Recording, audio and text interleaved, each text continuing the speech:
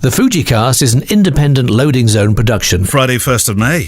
The Fujicast. 1st of May, episode 101, Kev. I feel like I'm in room 101. Don't know about you. 101, who'd have thought it? Who'd have thunk it? Yeah, there we go. Welcome to the start of the next 100 till we get to 200. Now, maybe we'll all be allowed to go out and play again. Maybe. Once weekly. This is 43 days on the bounce. Yeah, you counted at 43 days. Unbelievable. Once weekly, now daily, while we're all being asked to socially distance, stay at home, or for some, self-isolate completely. A show about our lives as picture makers. Whatever flavour of camera you choose, whatever genre of photography you shoot, whatever your interest is, whether you're a pro or whether you're amateur, whether you're a hobbyist, whatever you are, you're very, very welcome. And of course, if you want to send your questions into the show, we're back to questions. We did gratitude yesterday. Then you can send us to your questions to click@fujicast.co.uk or through our brand new shiny website. Yes, sparkling. It's still sparkling. It'll take a few days before it gets dirty. I do a little leap when I see it. I was looking at it again with a coffee earlier on. I was thinking, that looks good. And I went to say well done me, but actually no, it was well done Kev. Entirely well done Kev. Well, we're going to be building a lot more onto it, so you will have noticed that the episode pages are a lot more detailed. So if you appreciate, of course, we appreciate that most of you just listen to the podcast in your car, in your bed, or whatever, and you're not listening to it on the website. But for those of you that do listen on the website, or for those of you that want to return to the website to look at the extra content, we'll be putting videos and links and pictures and all sorts that complement the episode in the episode notes. And also we're building a library of our favourite online free photography films that we can find. There's a book library coming, various other things like that. It's going to be on there. It's a real resource area now. I like the way I was looking through some of the videos that you've uploaded, and I was looking at some of those. I'm not talking about the videos of us, by the way. I'm talking about the videos of other photographers and stuff that you found that's really, really, just really engaging. Thought that was a really good idea, actually, Kev. Yeah, I mean, we're not going to be the first website to have links to free things, but we've collated it, so it's all archived, and you can search by character. Character. Yeah. Character rather than photographer is apt in many cases. What would you put Grumpy in, and you come out with a familiar street photographer in New York? Oh, yeah. One of the things that I noticed, by the way, on the website, and I can't look it up quickly because I've got the audio recorder running, but you said if you'd like to send anything in, you were very cheeky about this, Mullins, then here's the address. And one of the things that was sent in a little while ago, before the website even went live, was and it was on your list of your gratitude list yesterday, was a coffee press. AeroPress, I think it's called, isn't it? Yeah, we'll get there in the end. Which is apparently the biggest thing in making yourself a coffee at the moment. Yeah, so I was sent that. We had a question a couple of weeks ago, didn't we, about do you ever get things from clients as gifts? Yeah. So Tim, whose wedding I photographed last year, he's marketing manager or whatever of this company, and so he sent us both one, didn't he? In fact, very kind of it. It's amazing, and he even says to us, this isn't for you to mention. It doesn't make me any more money. I'm only salaried, but I was like, oh well, I do like coffee, but I couldn't quite understand how it would be any different to just a regular old plunger. Yeah, but it's not. It's very different. It's great, and it's all to do with the way the air. I was reading about it. It's all to do with the way that the air moves through the coffee when it's being plunged, and it's very cathartic doing that. You haven't done yours yet, have you? Well, no, I tell you why. Because last Friday was the what we call the 2 weekly shop. Whereas we once used to go shopping once a week, Sam's tried to do it, so she only has to go into the madness once every fortnight. Yes, we all know about multiple fridges in your house. But no, we've not been stockpiling, I hasten to add. We buy sensibly. The second fridge, by the way, is frequented by far too much vino. But that aside, one of the listed items on there was coffee for the AeroPress. And when Sam got back, she said, "Oh, you know what I forgot?" I said, No. Avocado? No. Carrots? No. Any other veg? No. Veg, all okay. The thing she forgot was the coffee. So it's worth going next door and raiding their cupboard. or doing it with a big long fishing net or whatever you have to do these days. I can't do that. Can you imagine breaking into the house next door, getting called, say, I just want your coffee, I'm sorry. Yeah, very cool though. Yeah, so thank you, Tim, for that. Right, should we go with the question? Today, by the way, we've got the last of the photo challenges. Yes, the last one. Yeah, I'm intrigued to know what you've come up with. No, you won't. You don't have to come up with one. No, that's it. You don't have to come up with a theme anymore. No, that's it. I'm retired. That was it. So, on Monday, if you like, you can take over the new challenge, which is the caption competition. No, it's okay. You're going out. Yeah, I think I'm washing my hair that day. Washing my hair. No, I haven't got any hair left. You're not washing your hair anymore. Yeah, you have to go. By the way, this morning, and I went for a little jog with Rosa and came back, had a shower, and I was like, oh, don't need to reach for the hair gel anymore. Shampoo. Yeah, that's another very good reason, by the way, to go to all the W's, fujicast.co.uk, because that is the only place on the on episode 100 where you will see Kev's shiny new haircut, and it literally is shiny. I look like somebody out of Tenko. Do you remember Tenko? Tenko? Oh my God! How old is that show? Yeah, although they were all women, weren't they? That's twice this week that you've mentioned an old show. Brideshead Revisited and Tenko. Yeah. Anyway, this isn't so much a question, but I wanted to read it out because I spied this on the Fujicast Facebook group the other day. Alex Frederickson. She's a very active member of the Fujicast Facebook group, and she lives in Austria. A wonderful post about what she'd found in Austria as they emerged from lockdown, tentatively. There was a picture of benches overlooking parks and scenic backdrops and trails and woods. And she'd written the following words. I'm sorry this is a few paragraphs long, but bear with me. Come sit a while with me, she wrote, as I listened to several Austrian ministers outlining the slow process of opening the country up again this morning. My first feeling was a kind of dismay. I'm, of course, looking forward to seeing friends and sitting and watching the world go by with a beer and roaming the streets with my camera. Of course I am, but a big part of me is loving this new way of living so much, and I'm afraid an old pressure to be productive will overcome me again. But then I realised that the only person who can put me under such pressure is me. When we shut down March 16, I was physically and to some degree also psychologically exhausted from running between my different jobs. It was like a plate spinning. I didn't want that anymore. It's been a week since I took my first photos in this forest, and since then I've spent more time in here than I have in the last 2 years combined. I sat on this bench today, and although there was no sun, therefore no shadow and light performing a timeless dance, and the wind was chilly, I lingered for the longest time before slowly wandering home. I'm going to take every last hour of the time remaining to me. I will invite friends to sit with me on this bench and share in the wonder I've rediscovered. That's what this has been the last 6 weeks or so, rediscovery. And then as a final para, as Proust so beautifully said, the only true voyage of discovery is not in seeking new landscapes, but in having new eyes. My eyes are now open, and although I'm as human and imperfect as the next person, I'm going to try my damnedest not to look back. I thought that was a lovely post from Alex Frederickson. Indeed, yeah, beautiful. Absolutely. Wonderful words from Proust. I'm going to put that over there in the definitely save this, never ever put that in the recycling pile, which is just a small pile, but it's building gradually. Right, so should we do a proper question now then, shall we? Alan Blenkley. Really enjoy the podcast, chaps. Question. Are vintage lenses a good way to find that focal length you want to invest in? I moved from a Nikon 3100 of 7 years to the XT3 and love it. I've got the 1855 and 1680.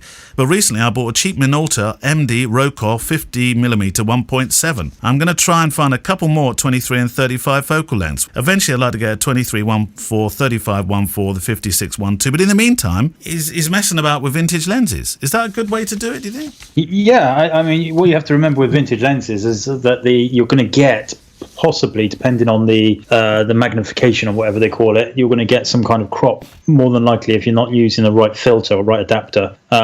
So I have exactly that lens, that Minolta lens, and it's good fun. It's not something, it's manual focus, so it's, struggle with it at weddings, but yeah, it's nice. You can get some really old like Russian Zenit and some kind of military grade lenses, and they're really cheap. Do you remember we were talking about the military grade lenses, and wasn't there an issue with radioactivity or something? I don't think it was really an issue. I think they do have radioactive parts to the glass. Oh, right, okay.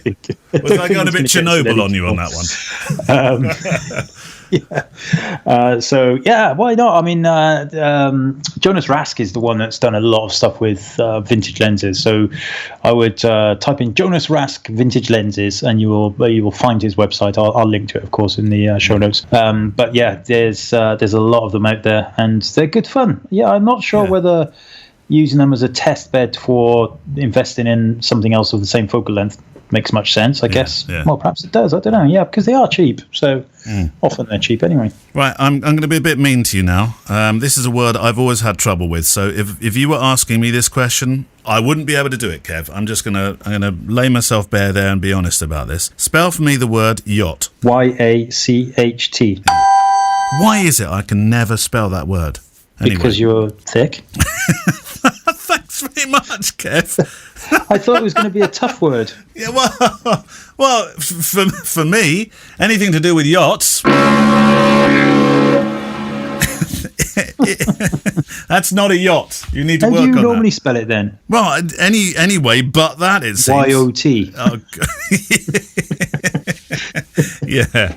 Do you know we say this all the time with the kids? Stop text spelling when you send stuff, because you will grow up not being able to spell. Though is THOUGH, not THO. All right, Grandad. Blimey. It's a little bit, yeah. Am I sounding like that? Anyway, the reason I mention that is, isn't this a cool job? Andrew from Cornwall, he runs a website called superyachtphotography.co.uk. You have to go and see this site. superyachtphotography.co.uk. Are you in front of How'd you spell that? SUPER. Yeah. No, SOOPER. Yacht Photography, PHOT. FOTOG. Type that in. Go on, smart Alec. Go and get Super Yacht Photography up on your screen in front of you. You typing? Yes, I am just typing in adult education courses for English in Berkshire. All right. Actually, in fairness to you, it does have some of those absolutely stupid silent letters in it, doesn't it? It does, yeah. And I know how much you like those things. The most pointless things in the world are silent letters. I don't know why they were ever existed. It should have just been YOT. I know. Yeah, that is pretty impressive. Look at that. I mean, what a life. Yeah. I mean, obviously, you've got to have sea legs. If you haven't got sea legs, Super Yacht Photography is probably not the job for you. That's cool, though, isn't it? Yeah. That's actually his job. To take these pictures. That is his job. My word. And some of it, you can see some of the places he's travelled as well. I mean, this is not just all around the Isle of Wight or just around Cornwall or not moored off Barry Island, I can tell you. Well, there's no Merthyr Tydfil shots in there. Even at the Merthyr Boating Lake, you won't find him there. No. Not a So was there a question with this? Yes, there is. Anyway, long-time listener, first-time caller. I shoot weddings and super yachts, and both of course you do. Yeah, well, they're very closely related, and both of these genres have always meant my trusty set of Canons have been perfect for the job. However, a few years ago, I started to shoot behind-the-scene film stuff like Mr. Bernstein mentioned last week. I started to shoot student and low-budget productions to help build up a portfolio. Now, he began with one of these blimps, Kev, where you muffle the noise. He quickly realised it was the most ridiculous, cumbersome thing you'll ever own, so he sold it and bought an XT2, which was great in every single way, the size being inconspicuous, as he says, silent shutter, essential. However, the one problem was the batteries. I would go, he says, through 10-plus batteries on a 12-hour shoot. There were times I missed a shot because I lost power, so his question, do you both just put up with this, chaps, when you shoot weddings? How many batteries do you go through on a wedding day? I'm used to one battery the whole day in my camera. I would love to shoot the weddings too with Fuji gear, but this is the one thing holding me back for sure. Now, we've talked about this before, Kev. It's not a problem I suffer from with it. No, me neither. A lot of people do, and it's often because they've got the LCD screen on, continuously on, or they're using flash a lot. All of that kind of stuff is going to eat the battery up quicker. Yeah. But no, I regularly get 800,000 shots out of a standard XT3 battery. 800,000? 800 to 1,000. Oh, right, okay. I was thinking, what sort of battery are you carrying around? So for stills, that's easily achievable. Yeah. As long as you're not, and obviously, if you're using flash, you're going to be using flash, but you have to accept that that's going to drain the battery a little bit quicker. But if you're not using flash and you're not, got the LCD on all the time, or you're constantly reviewing images, even if you only got 450, which is, I think, the kind of minimum that they say that you're going to get. What's 450 times 12? 12 4, 11,000. I think I think this is all to do with how much you use burst rate as well, isn't it? Because actually, ironically, burst rate uses up less battery. Is that right? Okay. Well, I'll rewind that. There's nothing to do with burst rate. You can if you do shoot on burst rate, the battery will last longer because right? Okay. I don't know, some kind of special fairy juice going on inside. Okay, so your cards may run out quicker, but your batteries are okay. Yeah, exactly. So I don't know. And to be totally honest with you, Andrew, I don't care, because I'm looking at your pictures of the yacht, and frankly, I hope all your batteries run out really quickly. Don't be jealous. The Daily Show Photo Challenge. Don't talk over the jingles. Stop it. You'd be thinking of him when, did you say? In the shower? Was that? I'll be thinking of him next time I'm at a wedding, if I'm ever at a wedding again. Yeah. Well, he's on the middle of the Pacific or Atlantic, taking beautiful pictures in dusk. Yeah. With people that are... I mean, that's social distancing for you. Unless they put him up in the crow's nest. Andrew, you've just come from shore. You get in the crow's nest, you stay there till we get to fast lane. Yeah, and try not to drop a battery off the edge.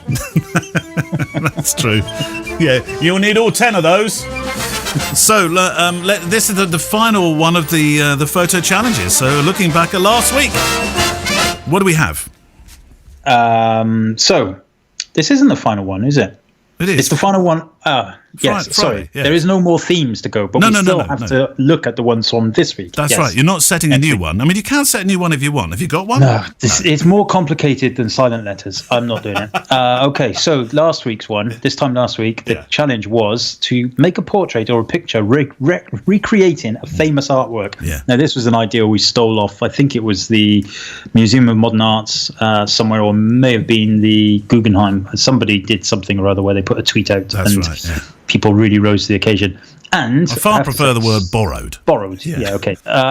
People rose to the occasion on the Facebook group as well, on Fidgecast Facebook group. Amazing. We had 77 or so entries. Yeah. Some of them are amazing, absolutely amazing, like proper clever. There's a brilliant one from Rivki Locker, which is the portrait of Maria Adelaide of France. By John Etienne Latour. And sure enough, there's her daughter, and it looks pretty much the same. It's incredible. She's sat in a pretty similar dress. She's got a similar kind of hat on, reading a book. Yeah. Rivki did another one with her daughter again. This time it was Young Girl Carrying a Pumpkin by Fausto Zanaro. Tom Verhoeven went pretty abstract. And he went, he called it Mondrian with vinyl records. And obviously that's a kind of print or a color print. And he's stacked his vinyl records to emulate that. That was really cool. I liked Mandy Burton's Andy War Dog. Andy War Dog. Oh, yeah. Yes, I saw that one. Yeah, that is Mandy's humor as well. Honestly, there were so many, absolutely so many. And as I have been doing recently is putting the winning picture on the Fujicast episode on the website. I'm actually going to take a couple of them because they're brilliant. I'm going to put a handful of them on there. I think they're amazing. Brilliant. So you'll need to, if you don't go to the Facebook group, you can always go to the website and see some of them. The one that the one that really struck me, because I thought this was absolutely ingenious, though, was Elizabeth Gray's take on Elliot Erwitt's bulldog picture. I saw that. Yeah. Oh, that was good. Yeah, it's excellent. When I first glanced at it, I thought, oh, that's the original, and I thought, hang on, he didn't do cats. So she's basically, all you can see is these two legs, human legs, and on top is this pussycat, which kind of from an abstract point of view looks like the person's head, which obviously is the famous bulldog picture from Elliot Erwitt. And so that was the one that I really, really loved. But there was so many, honestly, so many brilliant, really, really clever. Well, really, the challenge, really the challenges, I know they've been a bit difficult to keep up with in terms of thinking of new ideas all the time, but they've been really well worth doing. So we've got a new challenge for next week, and that's going to be a caption competition. Now we would like you to send in I've got some pictures we're ready to use, but ideally I want them to be yours. So if you can send me a picture where you've looked at it in the past, and send it to us via the email. So click at fujicast.co.uk. Send one in that you think, I can see that would be inviting a caption. You must have had pictures you've taken like that, Kev, surely. I got several of you. That's not supposed to be the way. I've got one. I might use it. I don't know. There's a father and son with. They're just finishing off the. It's on my website actually. The sorbet from a spoon. They've stuffed it upside down. They're eating it in the way that bloke from MasterChef eats it. It's the look of their eyes, and I think that invites a caption competition. So we really need you to send them in, so we can start this on Monday. Right, last question of the show, then it's the weekend.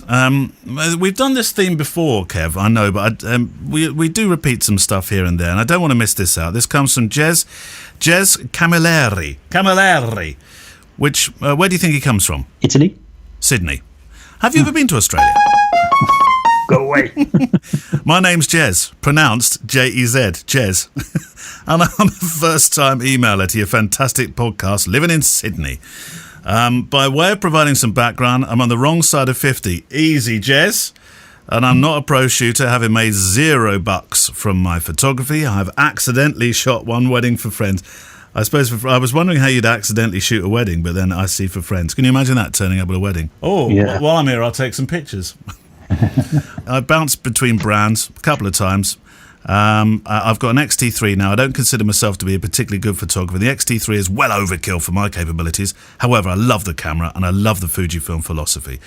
Street photography interests me. I'm slightly put off, though, firstly by my fear of photographing strangers, but more so because I don't often see something that could turn into a decent photo. What tricks do you use to turn what initially might look like a mundane scene into a great photo, whether the trucks be in the shot, or post-processing? Okay, so a couple of points there. Yep. One, I don't post-process anything, as in edit it, move things around, or add skies, or move a lamppost, or anything like that. And that's just my choice. That's candid, that's the way it is. A lot of people do that, and they make amazing artwork. And they look fantastic. So that is one way you can approach it if you so wish. It's just not my preference. The second thing about this idea of a mundane photo is what's mundane now may not be mundane in the future. So just even taking a picture of the car parked outside your house in 20 years' time, people will look at that picture and think, oh my God, look at that old car, or look at the way the house behind it used to look, and things like that. So never really think that a mundane picture is going to be mundane forever. Mundane becomes nostalgia. Shop fronts are particularly good for that, aren't they? When you look at a shop front, think, oh my God, look at that. My granddad's old shop front, just with the lovely old Fry's window and stuff like that. So I know what you mean about that. And the other thing about photographing strangers is, you've got to be comfortable with that if you're doing it candidly. If you're doing portraits, then we've discussed this recently. Also, I think Gabrielle Montola was on a few weeks back, a few episodes back. We had an interview with her where she discussed her street portraiture and how she approached people, so it might be worth listening to that. But if it's for the candid point of view, then don't approach it as if you're doing anything wrong. You're not sneaking, you're not doing something, you're not trying to steal moments or anything like that. See it as this as the right reason is that you're documenting it. You're doing it for a reason. It's not there's no malicious intent whatsoever. And once you manage to get that in your mind, then you become more confident, and raising your camera and taking a picture. I mean, I'm not talking about Bruce Gilden here. I'm not talking about running up to somebody and, or Doogie Wallace and taking some pictures and then running off. I'm talking about considered kind of structured photos where there's people in it, but you've thought about the light first, you've thought about the composition, you've thought about the background, you've thought about why you want to take a picture, rather than just walking around and snap and, hoping for the best, which we all do to a certain extent. But the ones that you're going to enjoy, the images you're going to enjoy, are the ones where you've thought about, the same as anything. Even Andrew in his super yachts will think about light, composition, and moment. That's what makes the pictures. It's the same three elements for every picture. It doesn't matter what you're taking a photograph of. Jez has also said that he'd like us to go to Australia for a photo walk. When let's do it tomorrow. When we're allowed out to play. Oh, Kev, please look. You can probably first place I'm going to is the 3 Cups. Do you know that was on your gratitude list, wasn't it, yesterday? Why the 3 Cups? You've got the Smoking Dog just down the road, which is a lovely pub. Yeah, 3 Cups is closer, and I can pick up my Wi-Fi in there. Unbelievable. Right, Kev, weekend's on the way. So just before we go. Oh yes. Sorry, we did just have one email, which is pretty time sensitive. So we had an email in just before we went on air, and I'll read it out. And it's from Chris Orange, and he says, "Congrats on the 100 episode. I'm a full-time landscape and commercial photographer and fellow Fujifilm user. Love to listen to your podcast. Yada yada yada yada yada. Just thought I'd let you know that there's a photo competition running by the outdoor gear company Rohan with some of their gear as prizes. It's all about documenting the lockdown." Okay, so here's the link. I'll read the link out, but we will also put it in the show notes. Yep. Here's the link if interested, or you want to pass it on to your listeners. He goes on to say he doesn't work for Rohan, but he is judging the competition as he's one of their ambassadors. So I thought this was quite interesting for those of you that want to do something with a little bit of chance of winning something. I have no idea what you can win. The link is www.rohan, that's rohan.co.uk/photograph-your-world. I'm sure if you just type in Rohan photograph competition, you'll find it. But I will put it in the show notes. On the brand new website, of course. On the brand new website. The brand new website, And good luck. And I will speak to you tomorrow, Kev. Indeed. Bye-bye. See you later. The Fujicast is an independent loading zone production. Goodbye, sweetheart. Well, it's time to go. We're back tomorrow with another show. Well, unless we're fired, we'll talk to you then. Goodbye, sweetheart. Goodbye. Goodbye.